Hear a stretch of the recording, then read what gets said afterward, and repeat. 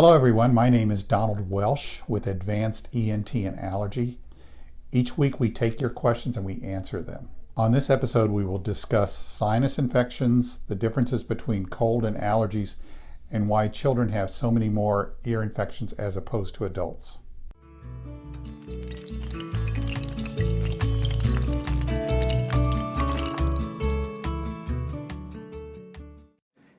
Can a sinus infection affect your hearing? Yes, a sinus infection can affect your hearing. If the sinus infection is particularly severe or if it has a significant amount of nasal congestion and postnasal drainage, it can result in eustachian tube blockage. If the eustachian tube blocks, and that's the tube that normally pops when we ascend or when we're trying to open up our ears by popping our ears, if that blocks, fluid can form and you can have an infection resulting. The bacteria can ascend the eustachian tube, infect that fluid, and then we get the infection. Why do children get more ear infections as opposed to adults? Children tend to get more ear infections as opposed to adults for two reasons, and probably more.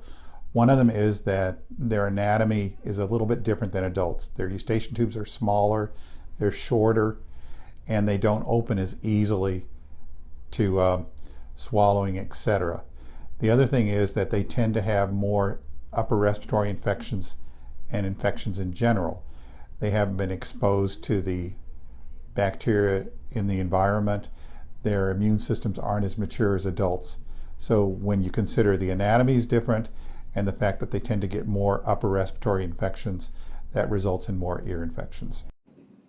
What are the differences between a cold and allergies? The differences between a cold and allergies boil down to duration and severity. A cold is usually short-term, lasts less than a week, and can be associated obviously with nasal congestion, drainage from the nose, and headache, low-grade fever, etc. Your eyes may be kind of runny and red with a cold too. Allergies tend to be seasonal. They'll happen in the spring or the fall of the year, or they'll be present long term.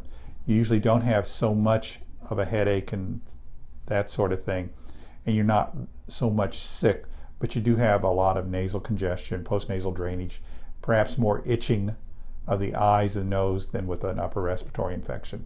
They're not as self-limited as a cold.